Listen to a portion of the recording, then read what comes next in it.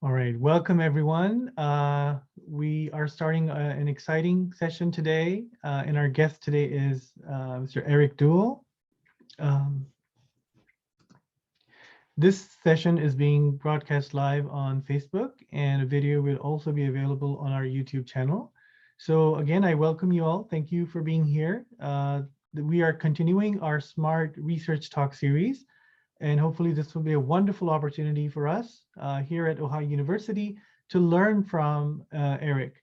Eric, I think I can read out a bio or whatever you feel comfortable with. I think you're welcome also to do your own introduction, but if I can just give our audience a brief idea, a brief insight into who Eric is. So Eric Duell is the Vice President of Digital Experience and Platform Analytics at Comcast, where he leads a team that provides data, analytics, and insights to the company's leaders in the digital commerce, quality, customer experience, platform activity reduction, and executive functions. Um, I'll go ahead and hand it over to Eric. I think that would be a better idea. So Eric, over to you. All right. Well, thanks, Laeeq. Great to be here. I thought maybe the way to start would be to just give everyone a little bit of an overview of who I am, and then also about Comcast. Most of you have probably heard the name, but you may not know all the different businesses that we're in. And then, like, I have three different topics that we can talk about if you'd like. And really, as you and I have said, we've set this up to be a discussion. So, Sure. But I'm happy to just take the lead of, from folks that are here that want to ask questions too. So we just keep it open and conversational. So what I'm going to do is I'm going to share my screen, and if you would just give me a moment, I need to set this up. And when I do this, I'm not going to be able to see you or any of the participants because that'll be hidden on my screen. So if anyone has a question or raises their hand, please just speak up, and I'll be happy to answer the question. Or just to manage this better from our past experience, the way we've done it is that audience is welcome to post the questions towards the end of the presentation. I think if that works for everyone, that might be a better idea so that we can minimize the interruptions. And also, we are happy to take the questions on Facebook and Twitter as well. So please feel free to post questions, and I'll be happy to relay them to Eric towards the end of the session. Right. Thank you very much. I appreciate you doing that. All right, so I'm just going to share my desktop. You should be able to see a lovely picture of sunrise over the Schuylkill River. And now, if you could just let me know that you can see the screen, that'd be great. We can see it. Okay, great. Yeah, so when you and I were talking about the work that we're doing right now and that I'm specifically involved with, the main area of focus is around customer experience analytics. There are a lot of exciting challenges in that space, all relating back to data, how we make decisions about how to run our business, about how to engage with customers, and so on. So plenty of material, and I think actually something that really needs some attention, from the business community. So it's a huge opportunity for innovation. So let me just share with you to begin just an overview of my career. It's been an interesting road, lots of different positions here that you can see, starting with really being grounded in the media business. My first job, even when I was in high school, was as a news photographer. And then in 1991, came to Ohio University to get my undergraduate degree in communications, spending a ton of time at WOUB over in the RTV building, and really learning how to write, produce television, to direct the news over there, Newswatch, which is still on the air, some of you may watch. And then after I graduated in 1995, went through a series of different positions, starting on the creative side, doing graphic design and web development, to moving into advertising agency roles as a strategist, leading an interactive development team. So this is back late 90s, early 2000s, when the web was first coming around. At that point, we didn't even have really deployed like JavaScript. You couldn't change the background on a web page. It was really rudimentary at that point. So been in really at the beginning. Been through a couple other roles in advertising, but then in 2005 switched over and really spent the next 10 years of my career focused on learning how to develop databases, how to do business intelligence, build data warehouses, and that began the pivot into analytics, which is really kind of what led me to the current practice that I'm in now. The way I think about it is that media has always been my business. My practice today is around data and analytics and insights. And it really began that pivot in 2005. Along the way, have also done some teaching at the University of Cincinnati and lecturing around at different universities and different seminars and that kind of thing, including being asked to speak at Wake Forest University, George Washington University in DC, and also back there at OU a couple times, which was a lot of fun. Fun part of what I do is getting out to actually talk to folks and see what they're up to and share some of my experience. Prior to coming to Comcast, I led the analytics intelligence group at the EW Scripps company, associated with the Scripps College, as you all know, I'm sure. And then moved to Comcast in 2017. In fact, on Monday was my 4-year anniversary. And I currently lead an analytics team focused on digital experience and platforms for the company in the cable division. So that's just an overview. There on the left-hand side, you can see some of the brands that I've worked with over my career. So one of the questions I get is, how do I get your job? Or how do I get to do what you do? And my answer, I just put this up to say it's not always a straight shot. This has always been about me following what I thought was next and really moving toward what I saw as the future at any point. And just kind of following where that led. And OU really prepared me with all the basic skills that I need in terms of like communications, understanding how to write, how to put together a story was essential for my formation and enabling me to do what I do today. Also wanted to take just a minute here and share with you a little bit about Comcast.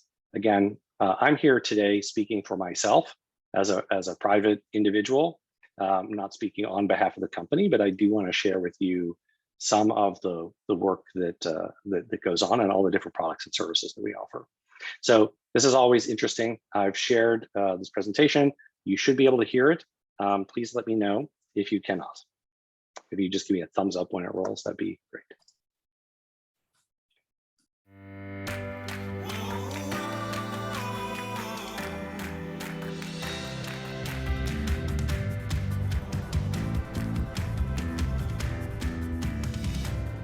I think I found my team. I'm ready if you are. I'm so happy to be here on SNL.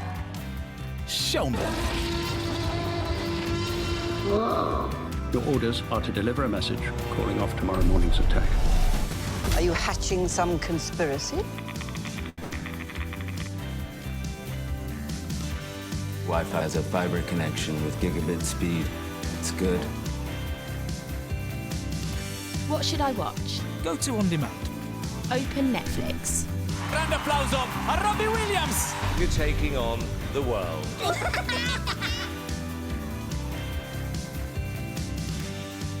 These fires start from nowhere and spread incredibly quickly. They have been dreaming about this moment for so long. Wouldn't it be nice to share things you usually can't? Been a long time, Doc. Let's get to work. We've always believed in a better world. I love that our company cares. There's a lot to try and understand here and much to learn. We surprised 4th and 5th graders with a laptop computer. Can you feel the excitement right now?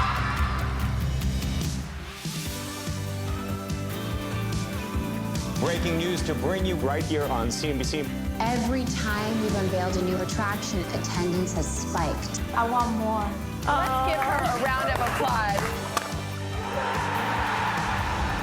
Going for it all. And it is caught. Touchdown. This is gonna be awesome.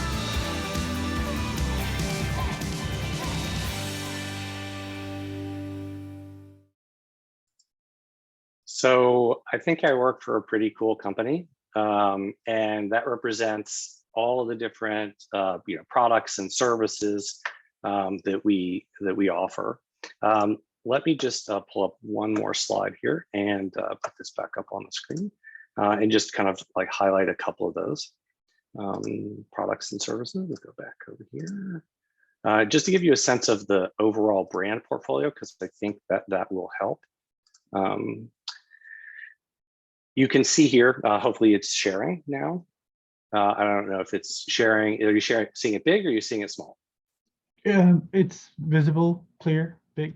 We can see. Okay, you got the big full screen version. Great, Yep. Perfect. Okay, so you can see all the main business units that we have: Comcast, and that's Comcast Cable, NBC Universal, and then Sky. And then there are some other ventures that are there. Comcast Cable is, if anyone lives or has lived in a Comcast service area, you might know the Xfinity brand name.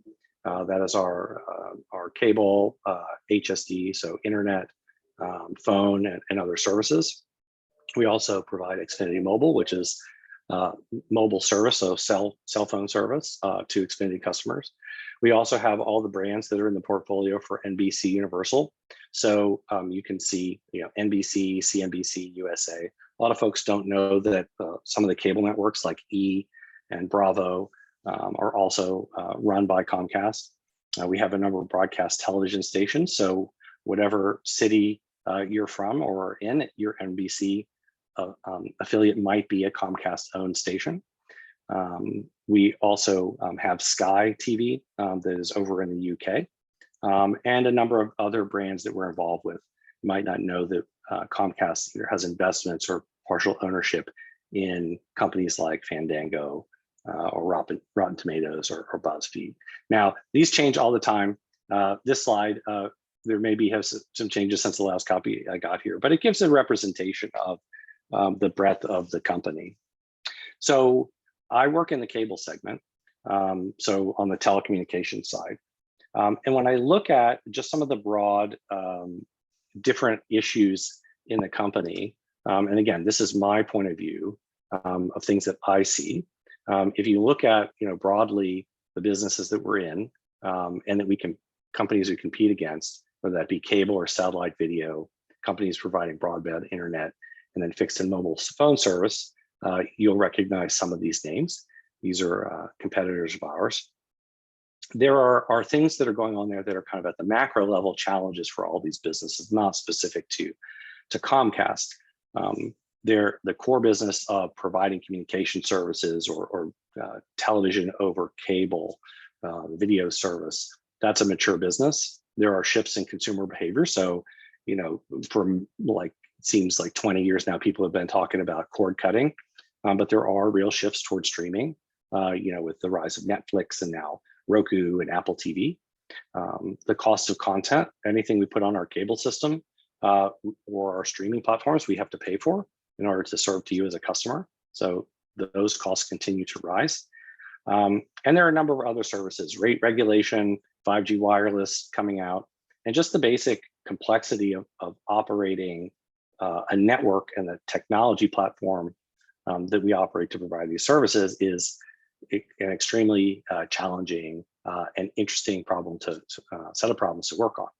You might think that just providing internet service is easy, or phone service or video service is easy, and on a surface it sounds like it. But when you think about all the different geographies, all the different infrastructure challenges, all the different, just think about TVs people have or cable boxes or whatever. When you start to multiply out all the different possible combinations of everything that can be there, supporting those, making sure they're operating properly, everything is a very complicated task. On a micro level, we have a number of core competencies. Again, these are some that I've highlighted, speaking for myself. I think we have some great technology. We've got a great ability to execute across many of our different platforms. We do a great job of measuring consumer and customer sentiment. And in fact, the way our customers feel about us and report back to us about their relationship with us directly impacts the way we're measured at Comcast. And we've got a significant amount of data. And we also have a number of these really nice strengths in our portfolio. So when it comes to the kind of core question of how do we provide a great customer experience, I'm curious what you might say are the things that we should be paying attention to. Like, what are the things that matter? I just open it up maybe for dialogue at this point. I would say the quality of service they gain. Yeah, can you elaborate on that? Just like customers always like to have very speed internet, high quality technology for the service they receive from Comcast maybe. So maybe this is something you and your colleague like think about all the time, how to provide the best service for customers. So quality of service, just making sure that the core product that people experience is high quality, that they get their, as they might say, get their money's worth. They're having a good value proposition. Sure, great. Is it Ganem? Is that how you say your name? Yes, Ganem. That's true. Ganem. Yeah. So thanks very much for that. Sure. What other ideas might folks have? How about identifying issues in terms of, besides quality, like where are people having issues that they share and the company should know about? So customer insights would be a very important thing to know, right? Yeah, I think that's right on. And in fact, like the whole concept here of what is it we should be paying attention to from a CX standpoint is a challenge for the industry. I'm going to show you a slide here around this with some research that I found that I thought was really, really interesting. And this is around using customer experience to drive business results. Because at the end of the day, that's what we care about. We care about like kind of coming up with this magic combination of we create great products, we create great experiences for customers using those products so that we can connect them to moments that they love, whether that be through video or by communicating with others on the internet, streaming, whatever that happens to be. And then the third leg is really running a successful business. So this is research that I found from that I thought really spoke to that from McKinsey. And they had done a study back in 2021. And what they found is that only 7% of CX leaders in companies were understood what the full, they felt that they only stood about 7% of the, or heard about 7% of the full customer voice. So in other words, of all the things people could be saying or the people you could be hearing from, it's a pretty small sample. Only 13% of those leaders were confident that they could take action on whatever they had learned and the feedback they were getting around customer experience issues in real time. 16% said that they felt that surveys were effective. So like flip it around, and how many percent, vast majority, felt that surveys aren't effective. Okay, and when we look at things like, I'm gonna do a poll, or I'm gonna send out a survey to see how people liked this experience. Like, how did we do? And most of that is survey activity. So, most CX leaders feel that, we're not hearing that surveys are the best tool. So there's a huge amount of opportunity for improvement there. And only 4% of CX leaders believe that their measurement system lets them calculate a decision on ROI. Now, my view on why this is, again, my opinion, is that because we can't often directly observe the effects and the cost of problems that plague customer experiences, we may, be desensitized to issues that are hiding in plain sight. The old, that's been there forever. That's not anything that's changed. It's always been that way. Or assuming that someone's caring for it, they may just cause us to overlook things that we actually should be paying attention to. And CX leaders may not know how to make the case, or may lack the skills and experience in setting up competencies in their organizations to really understand how to do data collection, process that data, integrate it with other insights to come up with a full story, to develop analytics to measure the impact of changes, or to create or launch an appropriate governing structure around data. So one of the things that I believe that companies can be doing is to create a learning framework to really understand how all these things tie together, but then to pull the knowledge out from that. So a learning framework might look like this. When you think about capturing all the different elements from purpose, process, outcomes, options that you have to test and learn, and then to evolve the business. These are just some of the building blocks, but when we tie it back to the conversation we're having today, the question and the first challenge is how to learn about how things that you do affect these measures, whether they be across sales, or sentiment, or behavior. Now you can look at these things in different ways. Sales could be around revenue, profitability, or CLV. Sentiment around NPS, so Net Promoter Score. There are lots of other ways to measure sentiment. This happens to be a popular one, whether that be around transactions, RNPS around relationships, or even with employees. Like when we have a company like the one I work for, we have a lot of frontline workers, and understanding how those folks are feeling actually tells you a lot about how our customers are feeling, because they're directly interfacing. And then with behavior, so how do customers engage? How much work does it take them to use their products or to resolve a problem? How often do they contact us? And then how long do they stay with us? Because if you're unhappy as a customer, then you're going to leave. So that leads us to what I think is the second challenge, and that is how to focus on what matters. So when I think about the business, and you think about all the different things that you could do, right? You have a tremendous number of options. Figuring out what to focus on and what's going to move the needle is important. I'm sure you've all been in situations where we have a problem we have to solve. Sales are down, returns are up. Pick your category. People aren't watching our show, and you can get, everyone's going to have an opinion, and some of that's going to be well informed, and some's going to be notional. Some might seem crazy. Some might seem like, well, we've tried that before. Didn't work out. Shouldn't do it. So this is really the second central challenge that I see, is taking all the data. When you amass the data, when you start to go down that path that I was talking about with the learning framework, and then bring all that data in, the question is now, how do I sort through and solve for what's important?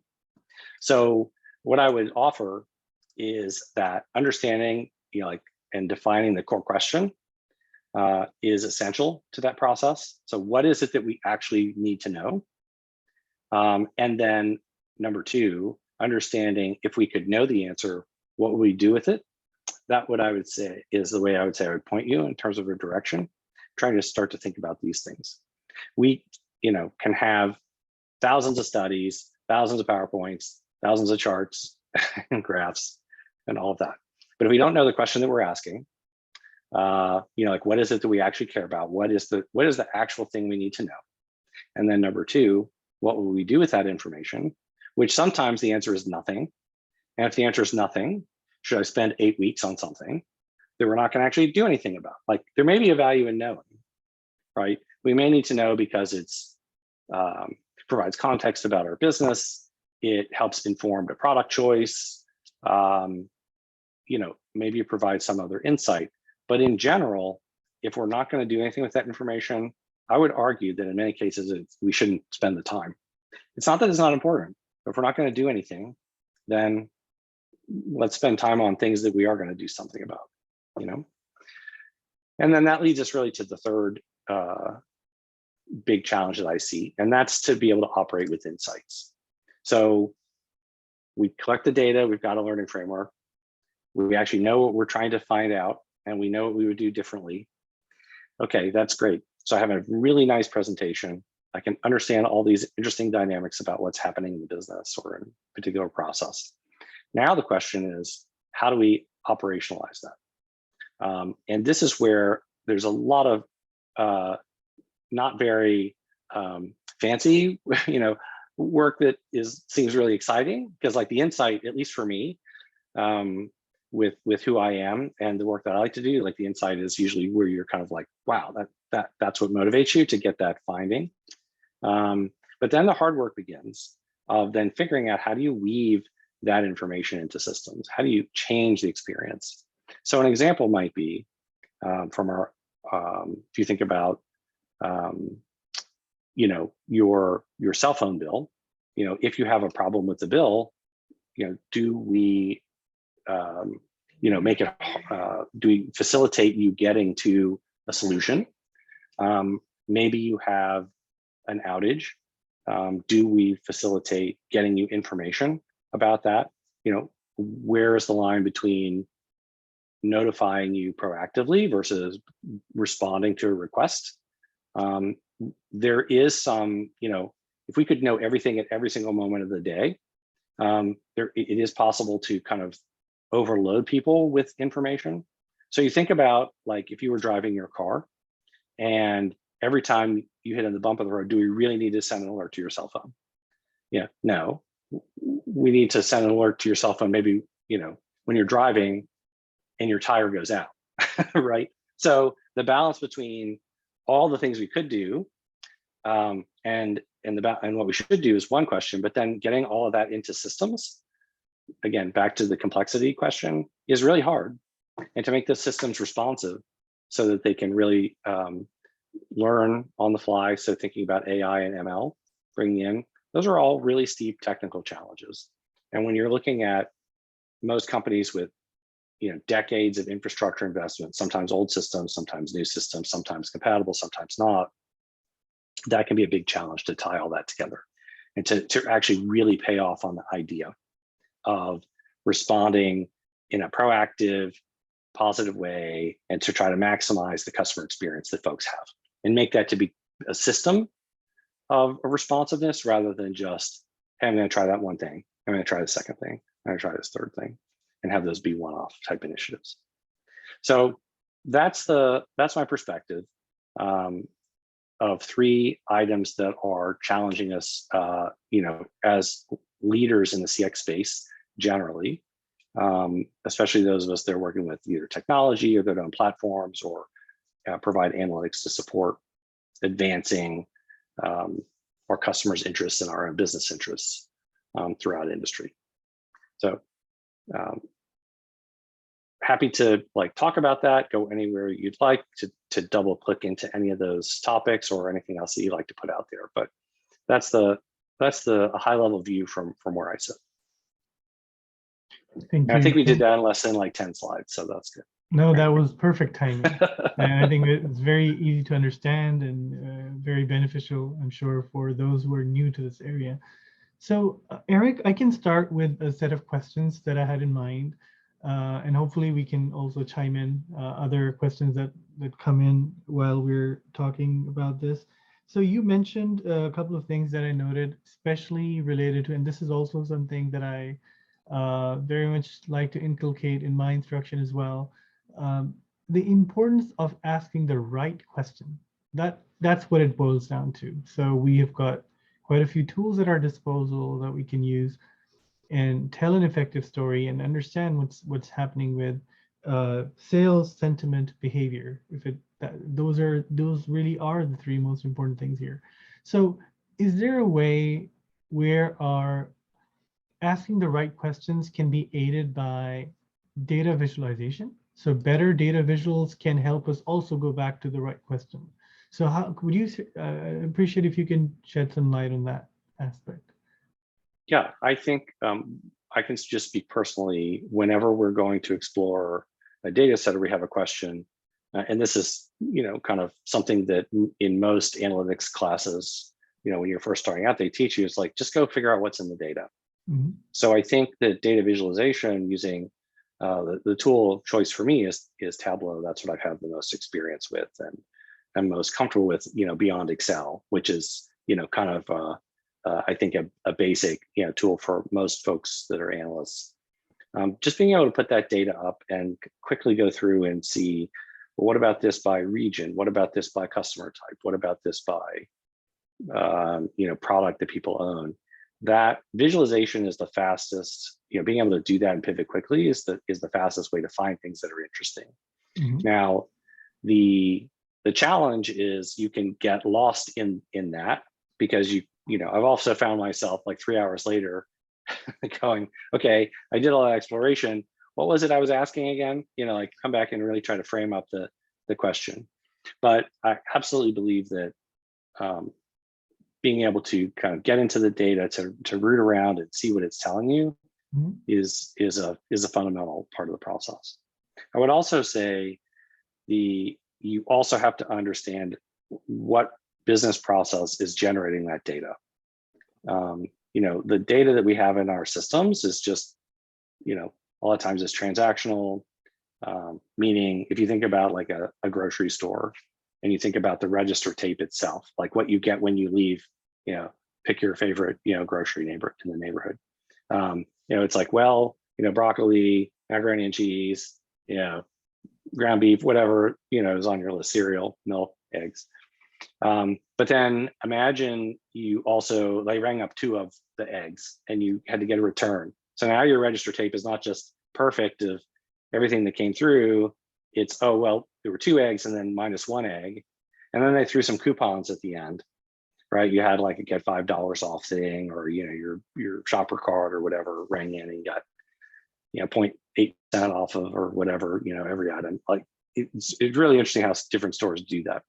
But understanding the process that generated that data is essential too, because if you don't understand that, you can make really wrong decisions or take away wrong conclusions. Absolutely. No, thank you for that valuable insight. So we do realize that. So it's interesting that we are also in our smart lab, Tableau is our go-to tool. That's what we also use in instruction, and it's wonderful in terms of what it can provide in terms of understanding the major trends in that data. So a related question is, you also touched briefly upon the artificial intelligence, machine learning as we move forward into more predictive modeling, prescriptive analytics. So are those things, how do you at Comcast look at those newer artificial intelligence related technologies that can aid better decision making? Well, I think that certainly they're part of our tool set. It's something that we work with every day, and we have specialists that across all the different teams. So if you think about something like our voice remote, where you can say, hey, I want to watch Game of Thrones into it, and it can interpret that, or Olympics coverage in 4K, it can interpret what you're saying, get it right, and get you right to the content. So that's an example of a toolkit that has to be smart, that has to learn, has to be able to understand all kinds of different people, speech patterns and so on. So there's a product-based example of where those kinds of technologies are there. And then there are other applications where we are using those technologies to help direct people to the best experience or the best offer. So for example, maybe there's something, and everybody, like all the companies are doing commerce. They do this as well. So we're in good company there. But just trying to figure out what is the right offer for you. So, any offer that's available to anyone in our area, as long as you're eligible, you could take it. But the question is, if there are 30, which is the best one for you, given, maybe your interests or your needs, availability of service, again, coming back to the complexity of the network, understanding what service you actually have available at your house. Those are all places where AI and ML can be useful. We're also in problem solving. If we don't know when you pick up the phone and you call us, like right out of the gate why you're calling, but can we look at data that we have to help inform that? So if we know that you're calling about an outage, can we use that information to try to get you help faster, so you don't have to wait on the phone, so you don't have to then talk to someone that says, oh yeah, that's the issue. Like, we can save you a lot of time, and make your experience better if we can just help get you the information you need and get you to the person that can help. So those are all places that we're using those kinds of approaches. All right, thank you. Thank you very much. So a related question was that besides Tableau, what other tools do you think a student, for example, who is trying to think about customer analytics or data analytics professional as a career, what is it that they should be prepared with? So what is the unique skill set that they should possess? So from your experience, I think if you can share a few insights, that would be very beneficial for our students. I think that generally speaking, there are probably two sets of toolkits. One is the core toolkit for an analyst. So this is someone whose job it is to find the insight, to surface the answer, to look for patterns. And the toolkits that I would recommend today, and this is always changing with technology, are database skills, number one. Okay. So like the ability to have a basic understanding and fluency with database languages like SQL is, I think, essential for that audience. Some kind of data science modeling framework. So whether that's R or SAS or Python. Python seems to be the popular one at the moment, at least from what I can see. But certainly the other two, SAS and R, are well established, and the skills are in many ways transferable. When I think about visualization, I think Tableau, is again the one that I go to.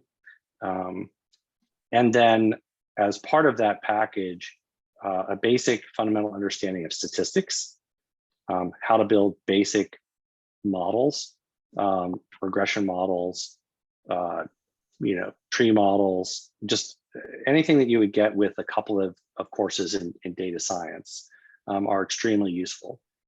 The reason that's important is when you get into a complex situation, let's say, what is the margin or profitability of a customer? Well, if you just throw everyone in the same pot and then you look at something like average, well, the average profitability or average margin or CLV, however you want to think about it, is this. But the reality is that population is not normal. In other words, it's not normally distributed, right? It's got bumps and curves. You've got subsets and subpopulations that are skewing that number. And so without that basic data science skill set on how to identify those populations, how to either do some kind of reweighting or matched pair analysis or some other technique like that, it's really difficult to actually answer the question correctly. Very easy to get an answer, very difficult to get the correct answer in those cases. And that's where I feel in my career, I've seen a lot of things go wrong because the answer can be opposite of what you think, and you also have very simple things, I would say simple, but very fundamental things that you learn in those classes like Simpson's paradox, where you look at something on average, it looks one way, but then you start to split it into subgroups and it looks the other way. Your answer comes out the other way. Like those basic things are things that you will learn and are necessary. So that's the first group. The second group is really around folks that move into management or leadership roles. Although those folks may not need the same technical skill set, they're not necessarily going to be going to databases to write the query, to do all of that. They still need a basic understanding, I think, in my view, of statistics, that they would get in some kind of graduate business school set of classes. But then they have to have a fundamental understanding of how business works, and not only how business works generally, but how their business works specifically. So I think when you can bear, you kind of get a magic combination when you can find someone that has all of that. It's rare. But as you move on through your career, when you start, focus on more of the technical, but then always be learning about the business, try to understand how CFOs, CMOs, presidents, CEOs think, and how they make decisions, because that's going to then inform, and help you understand where you can add value to the company. Right. Well, thank you. Or organization, could be a nonprofit, So if I can just sum up what you just said in terms of three or four major things that would be very useful in students. And there's some very good news. Our Ohio University is in the process of launching an undergraduate degree in data science, and I think that would be something very useful for our students and those who are interested in this kind of areas.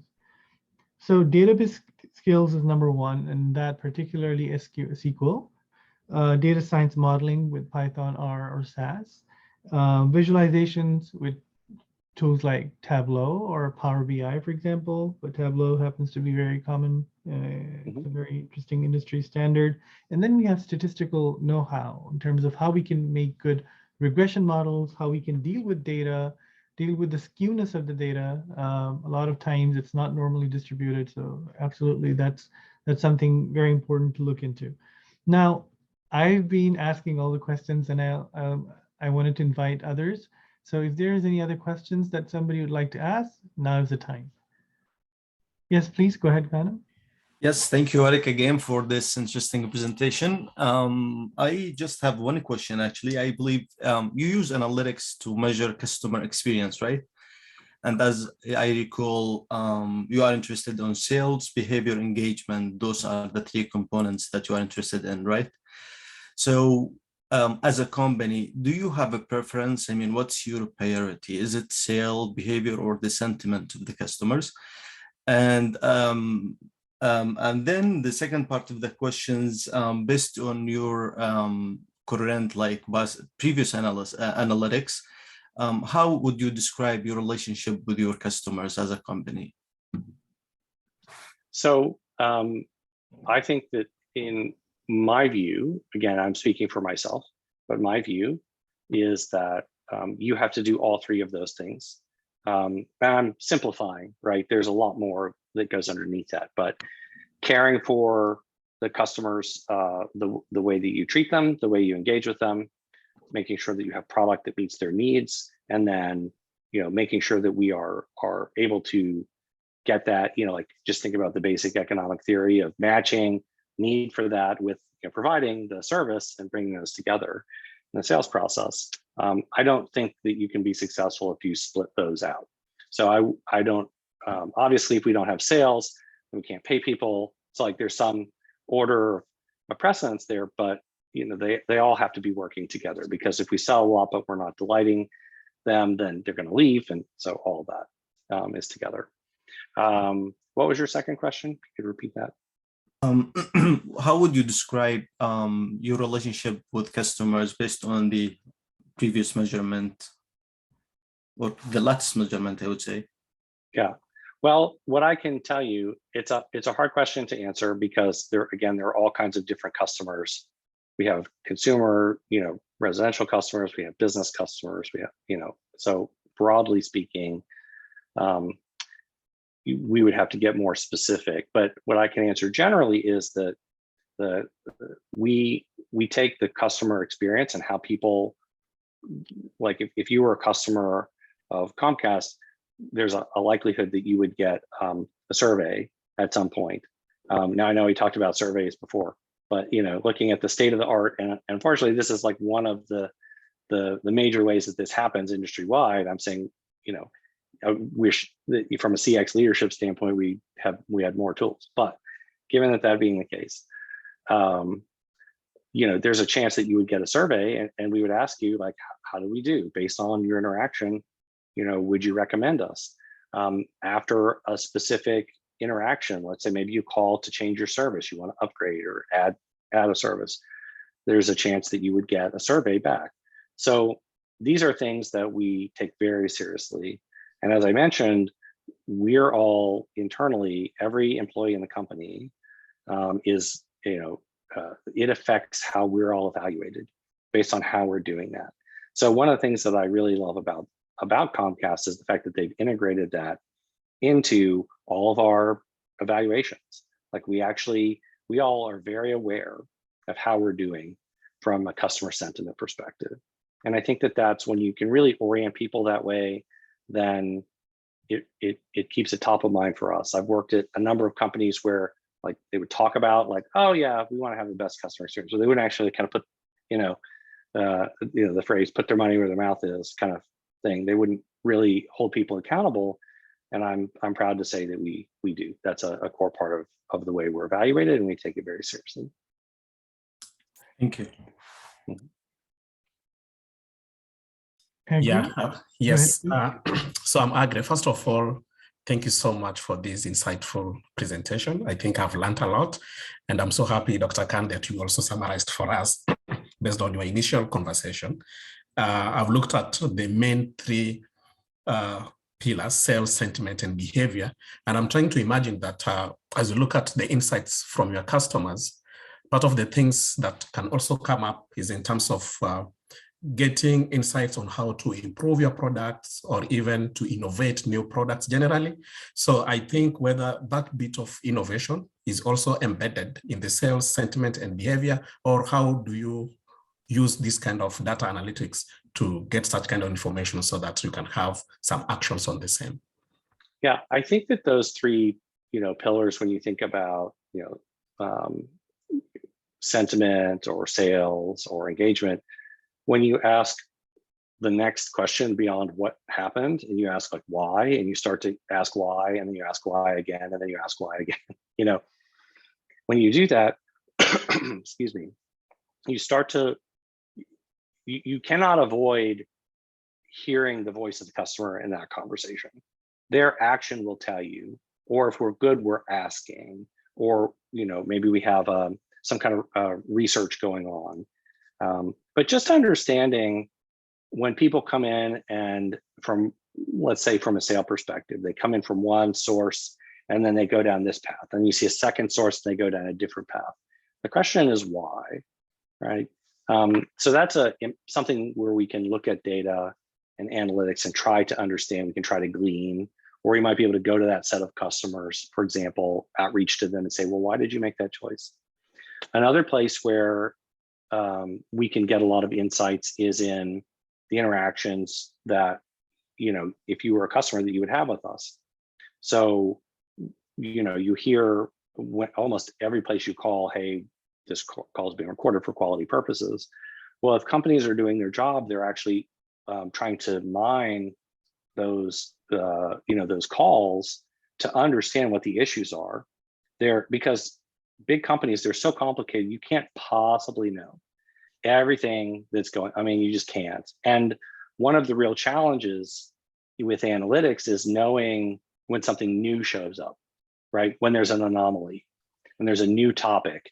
And this is actually in prior work, before I went to Comcast, and in fact, like when you and I first met, some of the work that I was doing in my prior role, looking at social media data to understand topics of conversation that were happening publicly that might affect how people thought about different issues in their community, elections. Like if we think about back in the 2016 election, when Donald Trump was elected, in that election cycle, no one was talking about, like if you just look at social media data, like Twitter data, no one was talking about Supreme Court until we had a vacancy on the Supreme Court. And then boom, it's like the #1 issue in public discourse at that time. And it was obviously a driving factor in the election. So that's an area where if we didn't know that term, like that topic was going to be an issue, and we weren't watching for it, if we weren't kind of mining or looking into the data to find out what might be a new issue, we would have totally missed it.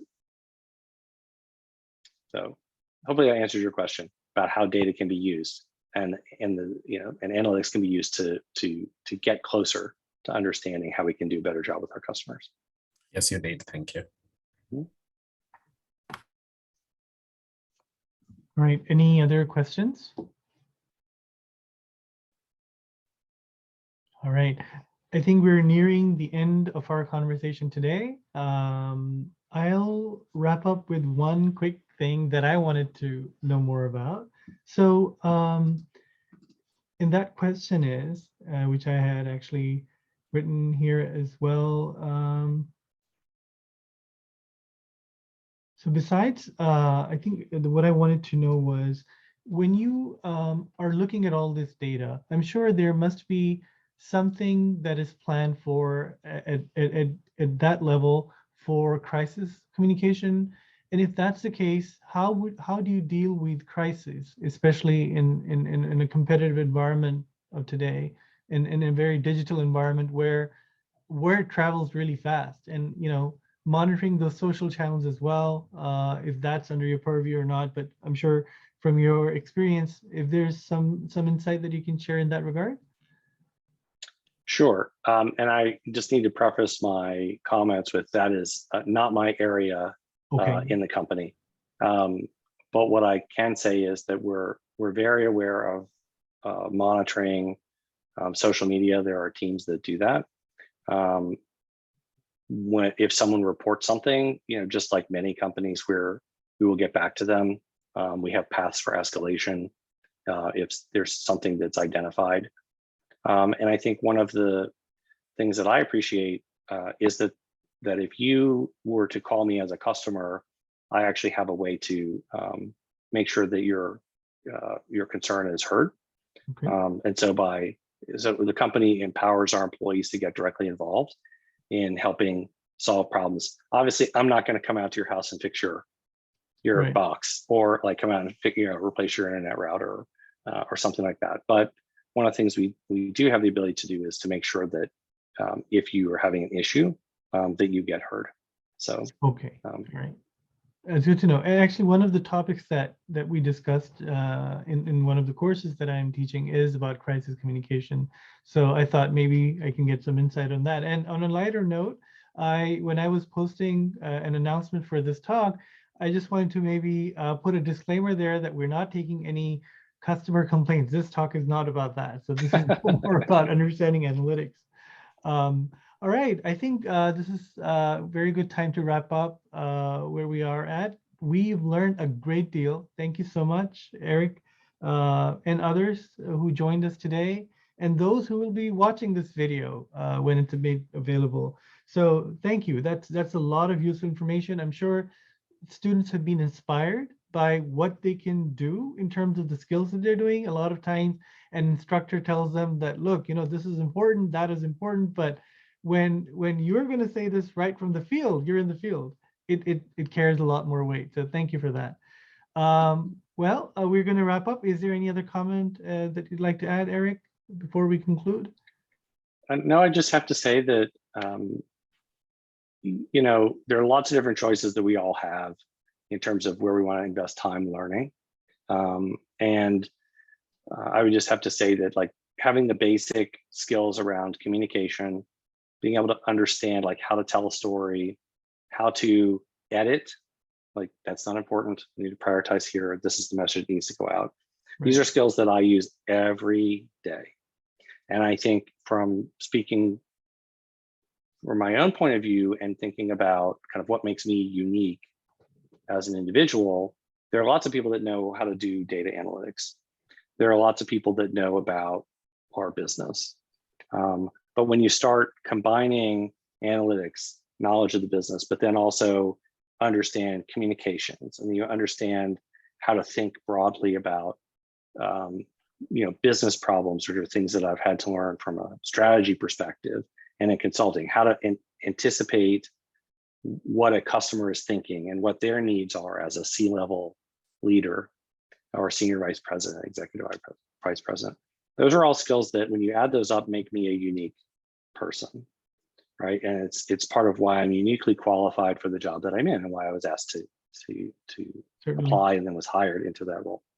So no matter what you do, you can be excellent technical, but the things that you're going to be learning as part of your education there at OU in communications and the work of the Smart Lab and other organizations, I think would be real differentiators for you, and you'll carry with you forever, in your career. So I think that for those of you that are in the program, I think it's a good place to start and a good fundamental skill set.